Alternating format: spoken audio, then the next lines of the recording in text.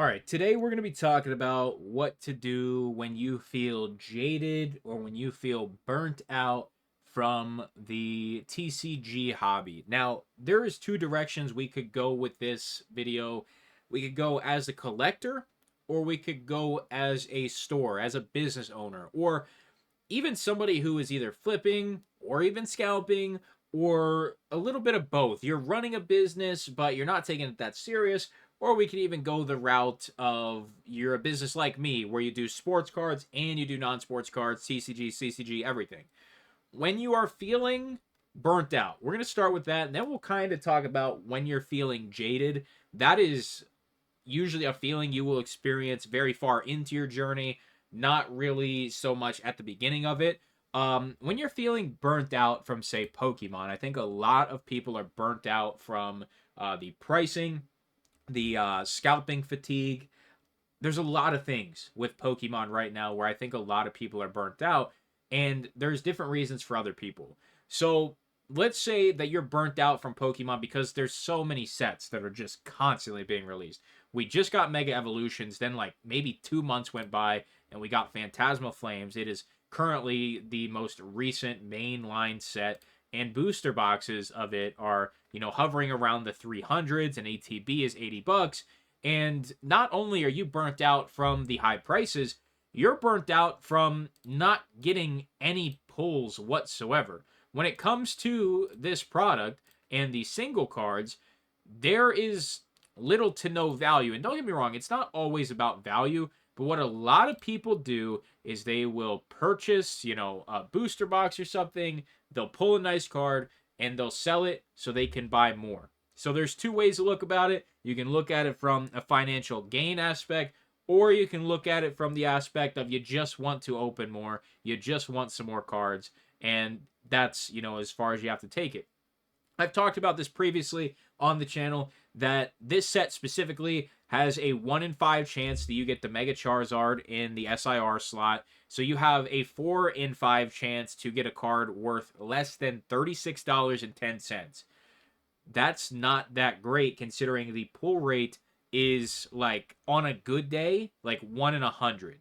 So when you're opening 100 packs of Phantasmal Flames, you're spending $500 for a 20% chance to get a card that is worth like 600.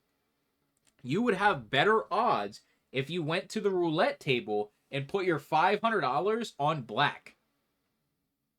You would either have 0, but in this case with the cards you'd have maybe 36, or you would have 1,000, which if you opened the Charizard in your first 20 packs, then you would be in the same category.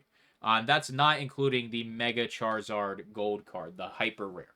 So when it comes to being burnt out, people are just so burnt out from the fact that they can't even pull anything good anymore. And I haven't checked on Mega Evolution base, but let's go ahead and do that right now.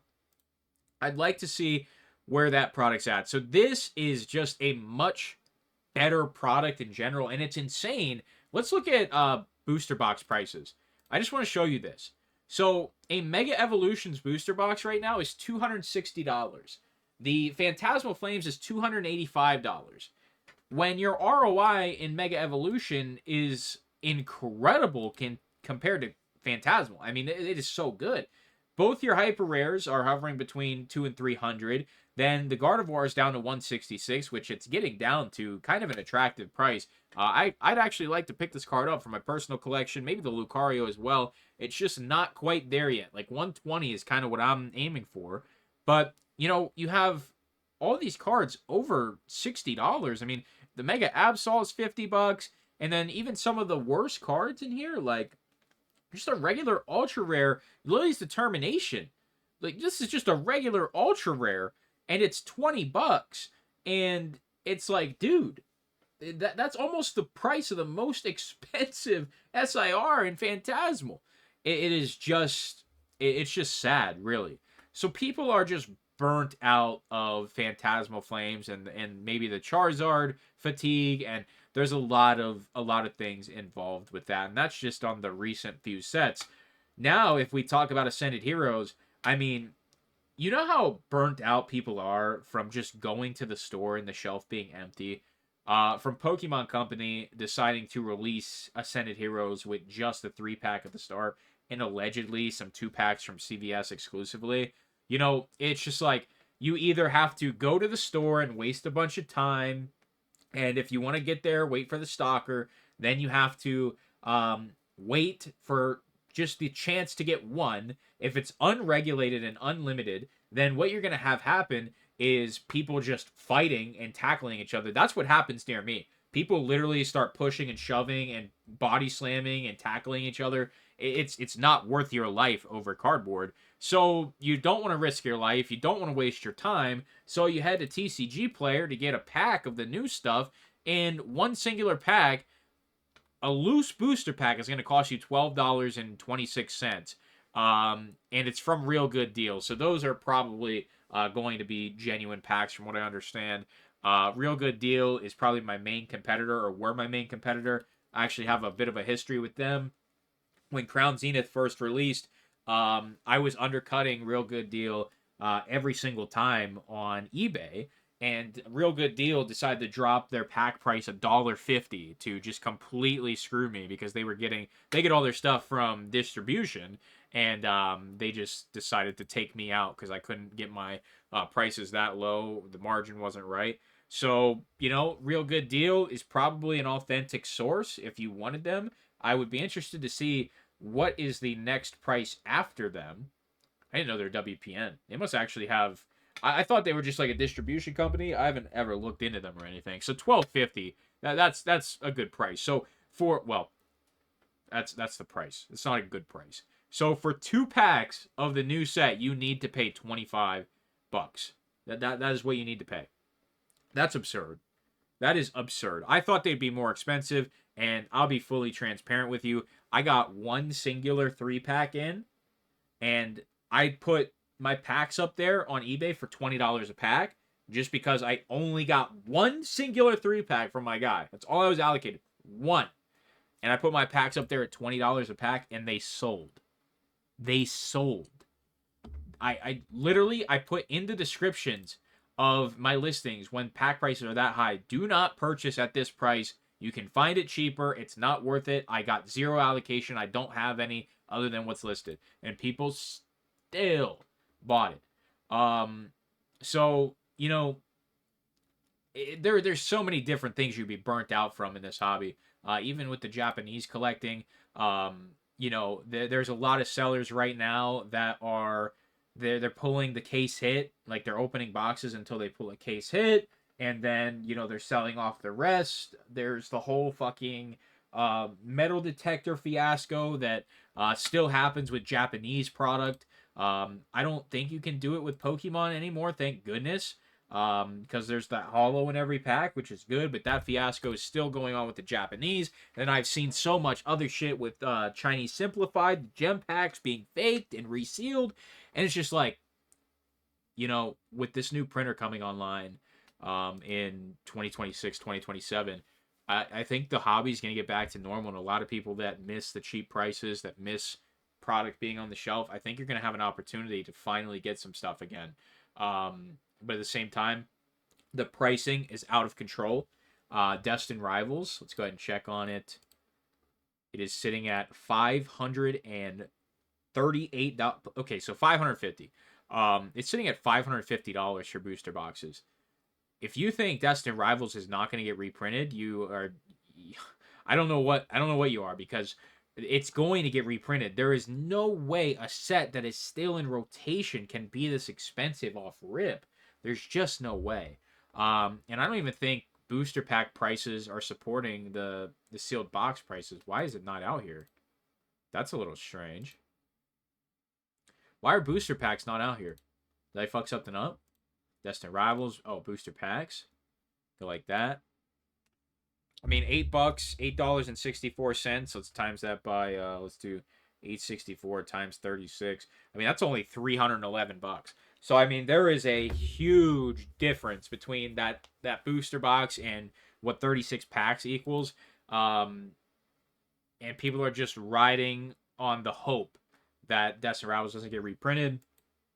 It's just not great. So that's probably going to cover a lot of people. The first 10 minutes here, it's probably going to cover a lot of people just being burnt out from the hobby. Singles prices being kind of good, but at the same time, the highest end single like that Charizard, it's an awesome card. I would love to own it, but at the same time, I'm not paying $600 for that card. I really wouldn't say singles price fatigue is nearly as bad as the sealed product, but at the end of the day, people like opening some packs every once in a while. You don't have to do it religiously, but right now, people really can't even do that. So let's talk about one that's going to be a little harder for people to understand, and that is being very, very jaded to the business. So let me look up the true definition of being jaded, and let's just do jaded definition. So here is the Merriam-Webster definition of jaded: feeling or showing a lack of interest or excitement that is caused by having done or experienced too much of something. And then the secondary is fatigued by overwork and or exhausted. So when it comes to this hobby and the Pokemon boom, I think a lot of people are jaded. Maybe you'd call them burnt out, whatever. But I think they're jaded because they've been here a year. This is a pretty lengthy bull market for Pokemon, and I know we've kind of seen a little bit of a retracement with stuff like Surging Sparks. So we check out Surging Sparks. Let's do. I don't want to do booster boxes because that had like some sort of weird little thing that happened with it. ETBs also kind of got kind of printed a little bit. So let's check out the booster packs.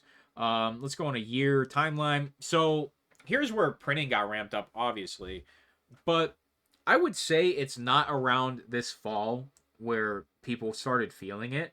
I would say it's actually closer to around here, where the euphoria has just completely worn off. And I think the reason the price is actually increasing again, not because the market is in a bull market, I think it's just because right now it's getting harder to find Surging Sparks again. You just have not been able to find it nearly as much. There was so many collection boxes that had 5 packs in it, those 10-pack boxes, where like there was, I think, one that had 5 Destined Rivals, 5 Surging Sparks, another one had 5 Surging Sparks, 5 Journey Together. Surging Sparks was in all of these products. Now the product is gone. It's just kind of gone again. And yeah, it's probably going to be in more of these ancillary products, but at the same time, as we get further and further into the mega evolutions, this set's already a year old. That's why we're starting to see it come back a little bit. You know what I mean? So just in the last like 4 to 5 months, we have seen it peak, we have seen it bottom, and we have seen it average out. So, there's a lot of people that, even though the price is going back up on Surging Sparks, they don't want it. They simply do not want it whatsoever. They just don't want it. And yeah, you might not like the set. Okay, let's take a look at another example. People just are not interested in certain products right now. Stellar Crown, 3 months older than Surging Sparks, has not nearly the demand, but it has a very, very similar chart. But, if we could go back another 3 months on this chart, was there a spike at any point during, that boom? Because the boom started like 3 months before this. So I think February, this is a year ago. Yeah. So this would have been like 3 months before this. So, Stellar Crown getting harder to find, but in all honesty, people just don't care. They just don't care. They're over it. They've already experienced it. They don't want to open it. They don't want any of the singles from it. It's just another Pokemon set. And this applies to the entire TCG market. With Magic, what a insane turn of events for Spider-Man. I'm not sure if you guys keep up with that or not, but this product, can we see it? Yes, we can. The amount of hype this product had, being 52 sold at almost $1,000, and you can get them for $300. You can get them cheaper at a lot of other places right now even. This is insanity. what the lack of a serialized card can do to a product, and what Wizards and Hasbro have done to Magic the Gathering. When you introduce the serial number chase, once you do it, you can't go back. You simply cannot go back, and you see that here. Look at the pricing. Yes, there's been a decline, apparently, but still, look how well it held up. Has serialized cards. I'm gonna go on a sidebar here, and I want to talk about Pokemon. This is unrelated to being burnout and jaded, but what One Piece has done, and one of the main reasons I have really supported One Piece, is because in every single booster box of One Piece, you are guaranteed 2 to 3 hits, and these hits almost every single time will get you a combined value back of $50 or more. Almost every single time.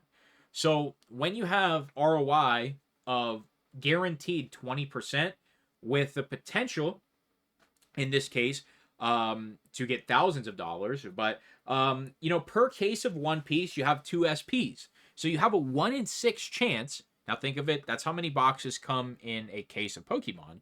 You have a 1 in 6 chance to make your money back on the box. With Pokemon, let's pick on Phantasmal again. You have a 3 in 6 chance to get an SIR, so you have a 60% chance to get a card that will double your money. Hopefully that made sense. With One Piece, with a box of Azure C7, per box, you have little less than a 20% chance, but you are pretty much guaranteeing yourself a shot at hitting a ceiling card. And in a case, a ceiling card is an SP, which I don't know if you've seen the prices of SPs in One Piece, but I'll let you take a look. Not even counting the mangas.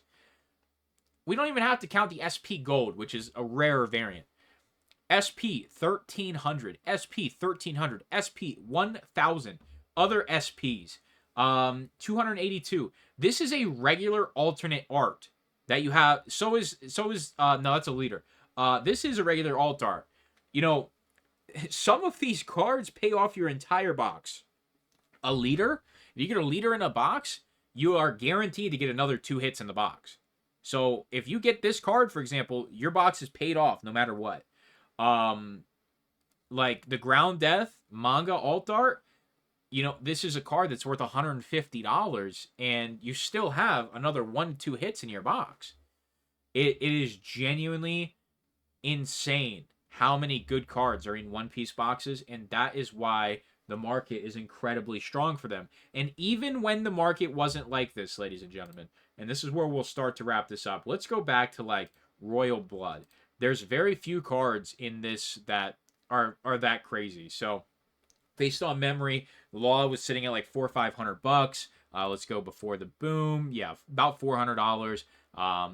Hitting a manga, only having it be $400 feels kind of underpriced. But when you have other cards like Divine Departure, which is the manga style again, before the boom, this was still like a $40, $45 card when these boxes were only, $110. No, actually, Royal Blood was $100 for the longest time because it was a terrible set compared to other sets around it. It was the set after the anniversary set of Emperors, and you still had cards that were commanding good premiums. They were still doing well before this boom. I think this was like $50 or something.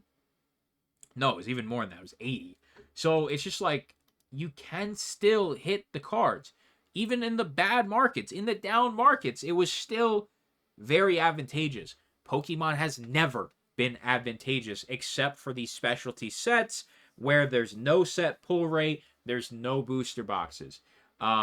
It's the same thing for Rivals. It's Mewtwo or bust in the grand scheme of things. Yes, there's other decent cards, but like you can't even compare it to a booster box anymore. You'd have to do a case of ETBs, which might still get you 2 SIRs in Destined Rivals, It definitely won't in Mega Evolution era, but back in this era, you might have got 2 SIRs per case.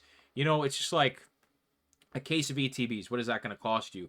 $800, and you could still end up with one singular SIR being like Ariana for $25.